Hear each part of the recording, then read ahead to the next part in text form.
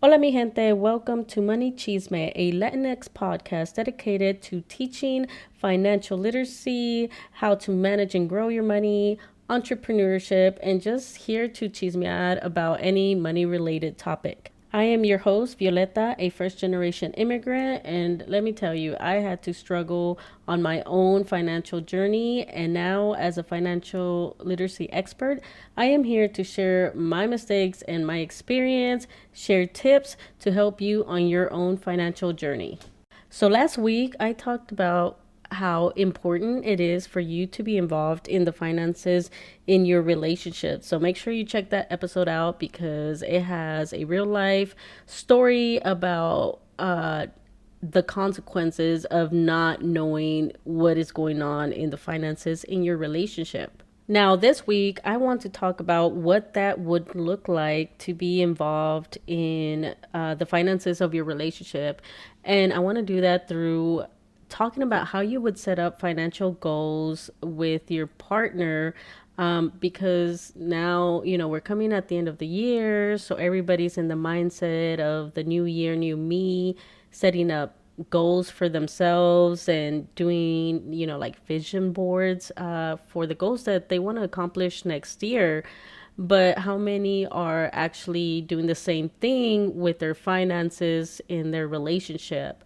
And so I want to talk about how important it is to start creating financial goals and how you would go about in doing that. Now, I get it because finances in general can be like intimidating and can be overwhelming, and it's kind of like a sensitive subject, and even worse in a relationship.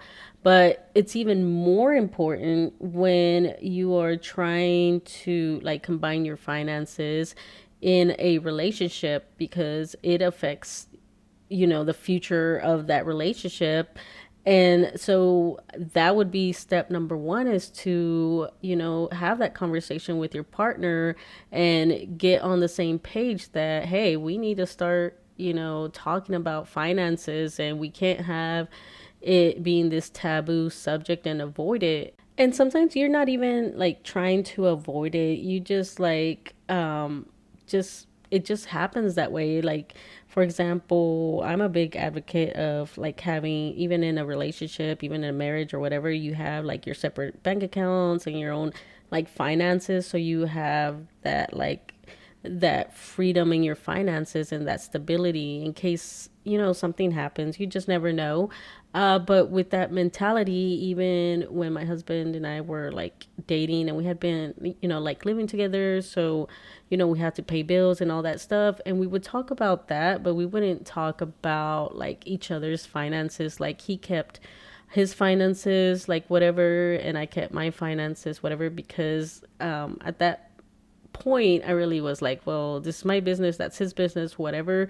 But if you're in a relationship and you're trying like to head towards like marriage, or if you are married, that's even more of a reason. Even if you are keeping your separate accounts, you should be having these conversations. So that would be step number one, is to understand that these are conversations that you need to be having. And so, with that in mind, the next thing you want to do is to make sure that you are creating this environment to where you want to feel safe talking about your finances or each other's finances, and creating like this, no judgment zone, a guilt free environment to where each person can talk about where their finances are or what their concerns are or whatever. Because more than likely one is always better off than the other, which can make the other person feel kind of like intimidated, or maybe they feel guilty about some financial decisions that they made or mistakes.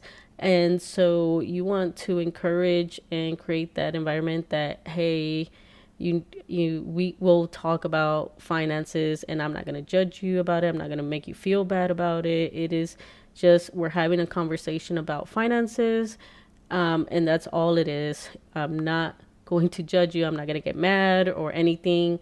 So make sure you are creating that environment to encourage that conversation to happen. So, for example, with me, I'm the more stable one, I'm the more financial literate one.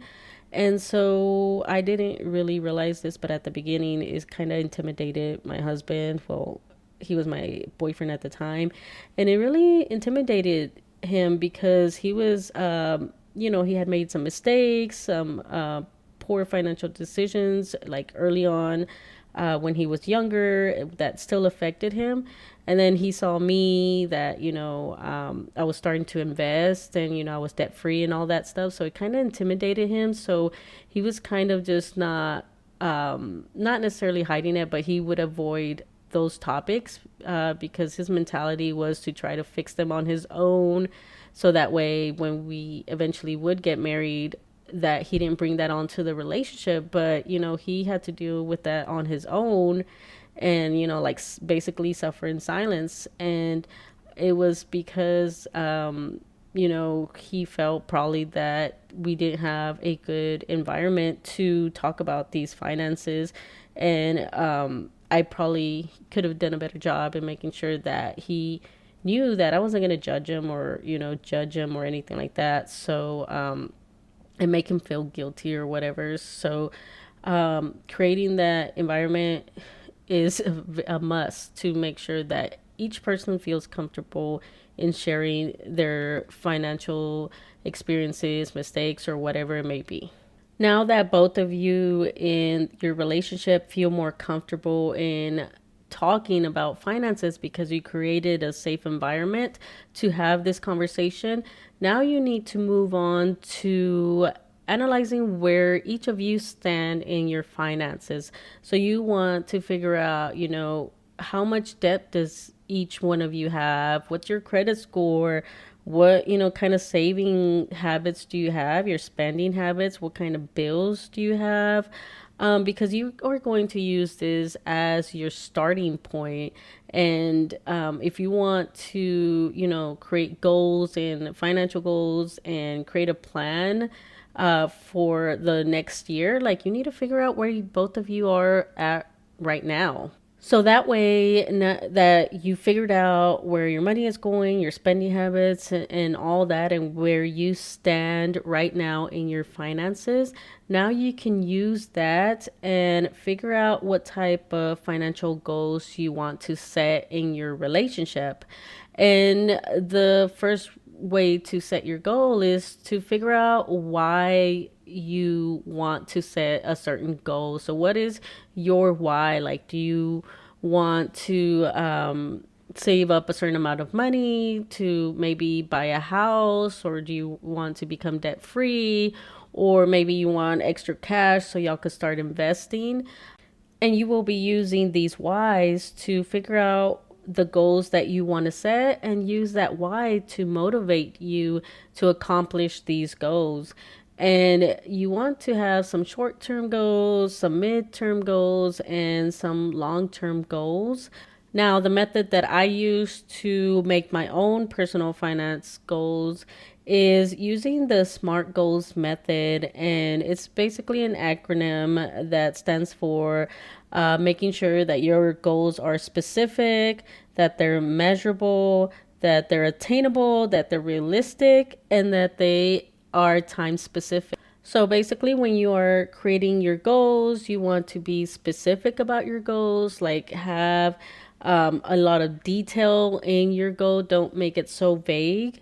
Your goal should be measurable, and it should have a way for you to track it, because otherwise it's going to be hard to, figure out if you are getting close to that goal, or even if you accomplished your goal. And you want to make sure it's even attainable and realistic to your situation. So like, saying, hey, I want to be a millionaire by next year. Is that realistic to your situation? Is that attainable to where you are right now? And you want to be time specific that correlates to your goals. So even though you say, hey, I want to be a millionaire by next year, yeah, it's time specific but it doesn't follow the other two where it's not attainable and it's not realistic to your situation. So for example, what would a SMART goal look like? Well, it would be something to the effect of, let's say I want to save $1,200 in my savings account for an emergency fund. So I'm kind of specific on what it's going to be used for. It's going to be for an emergency fund and in my savings account. And I want to save those $1,200 in 1 year. So now I am time specific. I have a timeline of when I want to accomplish this goal.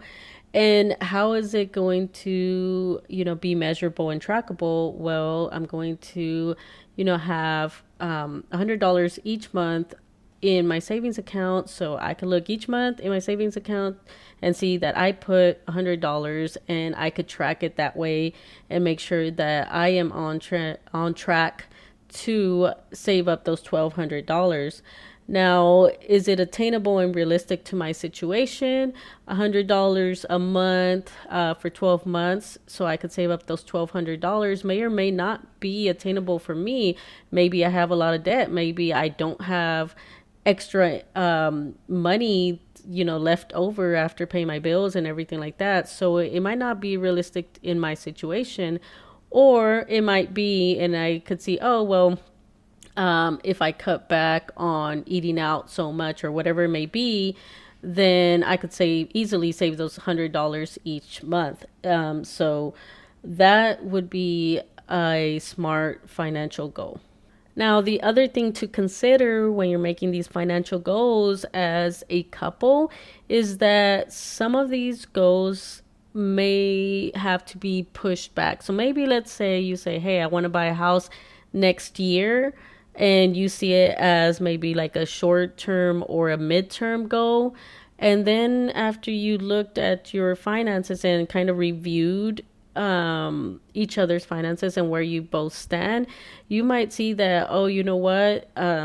The other one, or I have a lot of debt that I need to pay off first because my debt to income ratio is going to be way too high for us to get a loan. So we need to tackle that first. So now your goal to buy a house next year needs to be pushed further back, or maybe you have to figure out a different strategy to get your debt to income ratio down before you apply for a loan. So those are things to consider. And another thing is to make sure that both of you are on the same page for your financial goals. So maybe you want to buy the house in a year, and maybe your significant other might not be ready for a house or is intimidated or whatever it may be.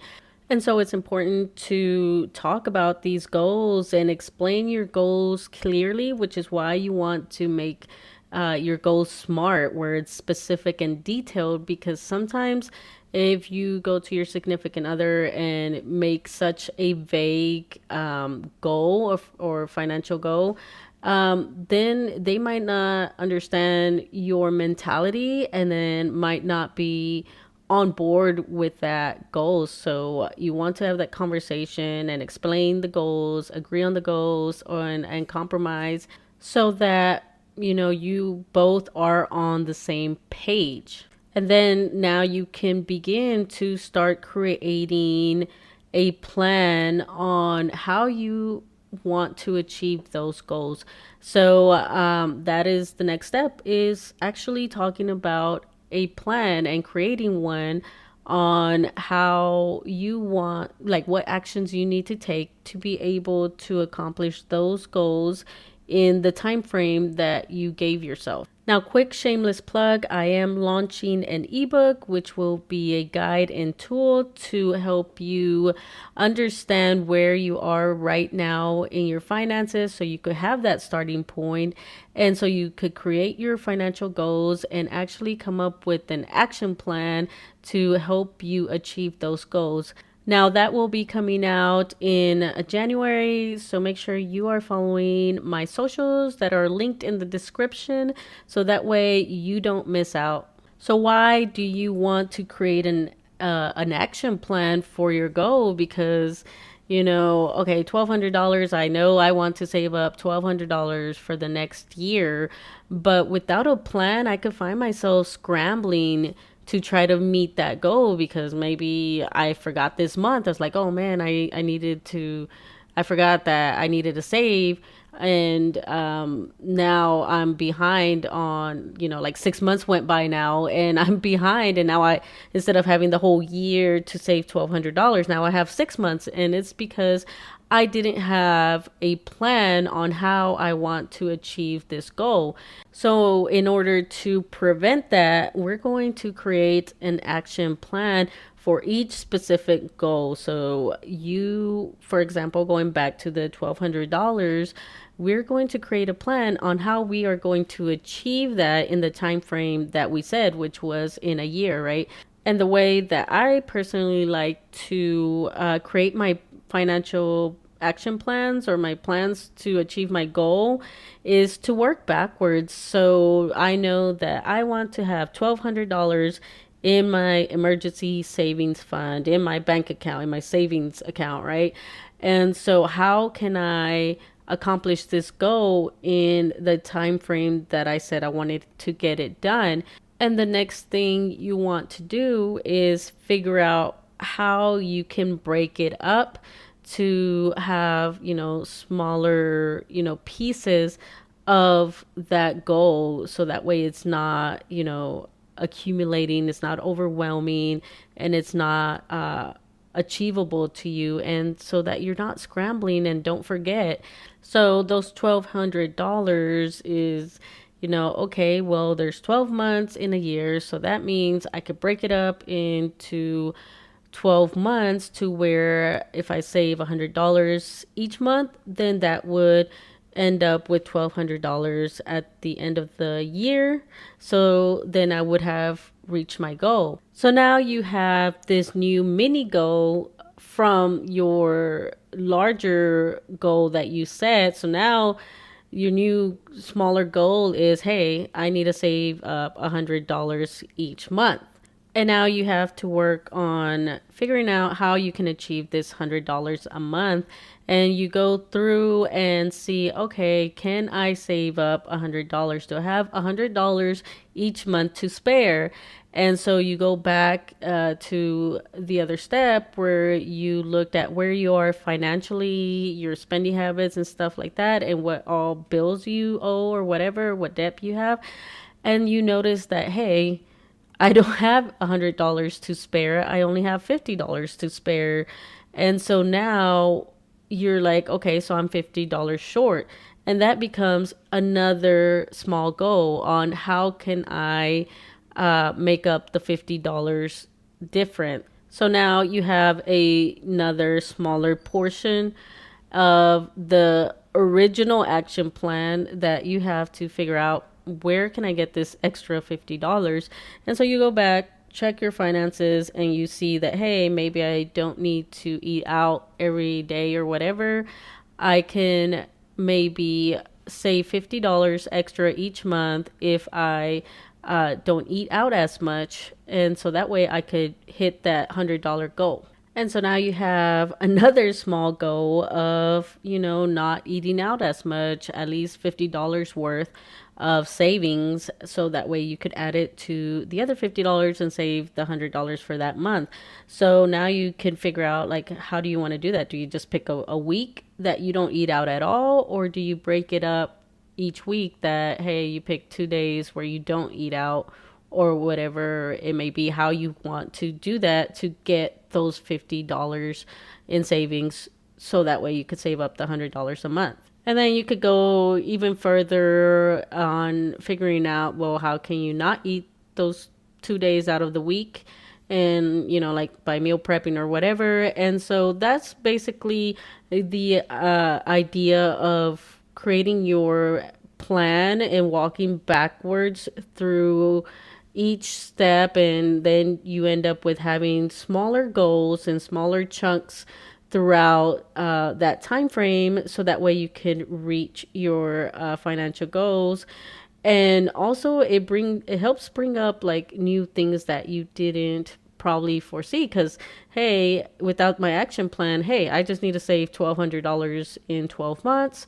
But as I walk through on what I needed to do to be able to achieve that, I realized, hey, I didn't have $50. I didn't have the $100. I was short $50. So how can I get those $50? Well, I needed to cut back on something.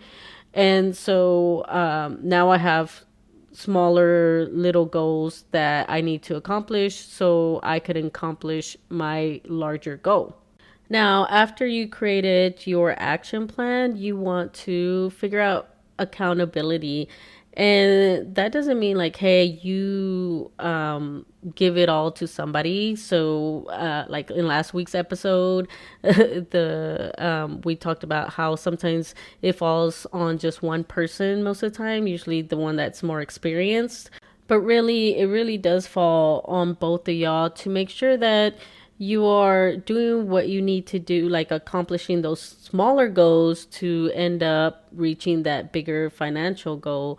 So you will be holding each other accountable to make sure that you're not eating out, more than 3 times a week at work, and that you're doing those meal preps twice a week. So that way, those savings can add up to those $50 that you need to add to the $100 to save each month. So that way those $100 end up being the $1,200 that you need. And lastly, the last thing you want to do when you're doing your financial goals and your financial plan is that you are periodically reassessing your plan, because things change, and you might end up reaching your goal faster, or just having an easier time reaching that goal, or you just may have a harder time. So maybe I got a promotion this year, and so I'm making more money, and so now I have those $100 easily, and I don't have to do the $50 or whatever. So now I'm like, all right, well, now we don't have to worry about not eating out for those 2 days out of the week, because now we have the extra income to be able to save up for those $1,200. Or maybe I had a small emergency, like, hey, I popped a tire, so now I had to buy new tires or whatever.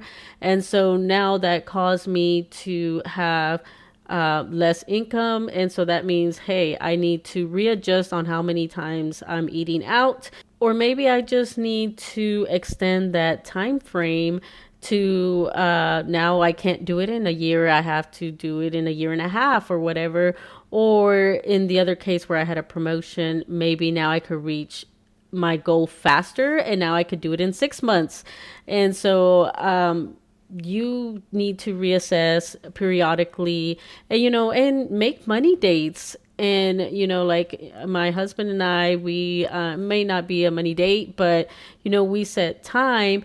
And, like that's our goal now, is to make sure that, at least once a month, we are talking about our finances, our goals, and making sure that we are still on track, and reassessing what maybe came up or whatever, so that way we can adjust, so that way we could keep on meeting these financial goals that we set for ourselves. And so these are the things that I've been using in my relationship, the steps that me and my husband take each time that we are setting up our financial goals, and to make sure that we're on the same page and that we're tracking and holding each other accountable. So yeah, hopefully these tools will help you in having that conversation with your partner on finances, and help you set up your goals and creating a plan, so that way you can hit those financial goals and set up your relationship for financial success.